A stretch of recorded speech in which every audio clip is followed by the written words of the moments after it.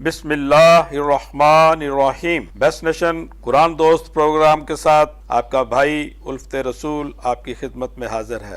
آج میں قرآن مجید کی سورہ نمبر 2 سورہ بقرہ کی آیت نمبر 254 سے 264 تک کا ترجمہ آپ کی خدمت میں پیش کروں گا۔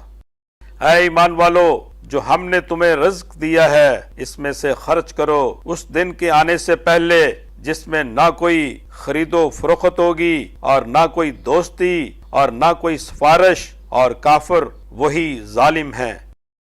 اللہ اس کے سوا کوئی معبود نہیں، زندہ ہے، سب کا تھامنے والا ہے، نہ اس کو اونگ دبا سکتی ہے نہ نیند۔ آسمانوں اور زمین میں جو کچھ بھی ہے سب اسی کا ہے۔ ایسا کون ہے جو اس کی اجازت کے سوا اس کے ہاں سفارش کر سکے؟ تمام حاضر اور غائب حالات کو جانتا ہے اور سب اس کی معلومات میں سے کسی چیز کا احاطہ نہیں کر سکتے مگر جتنا کہ وہ چاہے۔ اس کی کرسی سب آسمانوں اور زمین پر حاوی ہے، اور اللہ کو ان دونوں کی حفاظت کچھ گراں نہیں گزرتی، اور وہی سب سے برتر عظمت والا ہے۔ دین کے معاملے میں زبردستی نہیں ہے، بے شک ہدایت یقیناً گمراہی سے ممتاز ہو چکی ہے۔ پھر جو شخص شیطان کو نہ مانے اور اللہ پر ایمان لائے تو اس نے مضبوط حلقہ پکڑ لیا جو ٹوٹنے والا نہیں، اور اللہ سننے والا جاننے والا ہے۔ اللہ ایمان والوں کا مددگار ہے اور انہیں اندھیروں سے روشنی کی طرف نکالتا ہے، اور جو لوگ کافر ہیں ان کے دوست شیطان ہیں جو انہیں روشنی سے اندھیروں کی طرف نکالتے ہیں۔ یہی لوگ دوزخ میں رہنے والے ہیں، وہ اس میں ہمیشہ رہیں گے۔ کیا تو نے اس شخص کو نہیں دیکھا جس نے ابراہیم سے اس کے رب کی بابت جھگڑا کیا، اس لیے کہ اللہ نے اسے سلطنت دی تھی؟ جب ابراہیم نے کہا کہ میرا رب وہ ہے جو زندہ کرتا ہے اور مارتا ہے، اس نے کہا میں بھی زندہ کرتا ہوں اور مارتا ہوں۔ کہا ابراہیم نے بے شک اللہ سورج مشرق سے لاتا ہے، تو اسے مغرب سے لے آ۔ تب وہ کافر حیران رہ گیا، اور اللہ بے انصافوں کی سیدھی راہ نہیں دکھاتا۔ یا تو نے اس شخص کو نہیں دیکھا جو ایک شہر پر گزرا اور وہ شہر اپنی چھتوں پر گرا ہوا تھا؟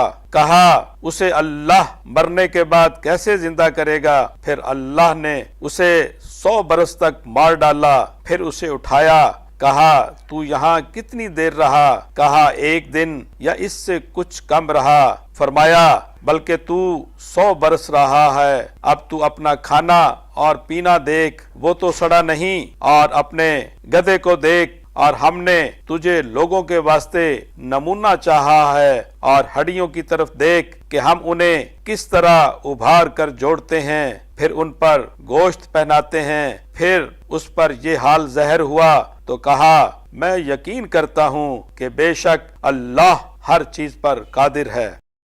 اور یاد کر جب ابراہیم نے کہا اے میرے پروردگار مجھ کو دکھا کہ تو مردے کو کس طرح زندہ کرے گا۔ فرمایا کہ کیا تم یقین نہیں لاتے؟ کہا کیوں نہیں، لیکن اس واسطے چاہتا ہوں کہ میرے دل کو تسکین ہو جائے۔ فرمایا تو 4 جانور اڑنے والے پکڑ، پھر انہیں اپنے ساتھ مانوس کر لے، پھر انہیں ذبح کرنے کے بعد ہر پہاڑ پر ان کے بدن کا ایک ایک ٹکڑا رکھ دے، پھر ان کو بلا، تیرے پاس جلدی سے آئیں گے، اور جان لے کہ بے شک اللہ زبردست حکمت والا ہے۔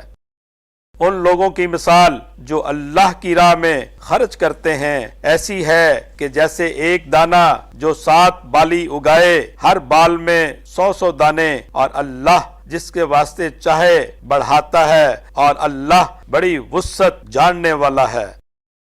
جو لوگ اپنے مال اللہ کی راہ میں خرچ کرتے ہیں، پھر خرچ کرنے کے بعد نہ احسان رکھتے ہیں اور نہ ستاتے ہیں، انہی کے لیے اپنے رب کے ہاں ثواب ہے، اور ان پر نہ کوئی ڈر ہے اور نہ وہ غمگین ہوں گے۔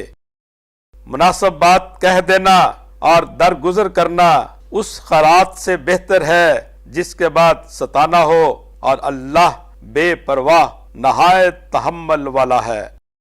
اے ایمان والو، احسان جتا کر اور اعزاء دے کے اپنی خیرات کو ضائع نہ کرو اس شخص کی طرح جو اپنا مال لوگوں کے دکھانے کو خرچ کرتا ہے اور اللہ پر اور قیامت کے دن پر یقین نہیں رکھتا۔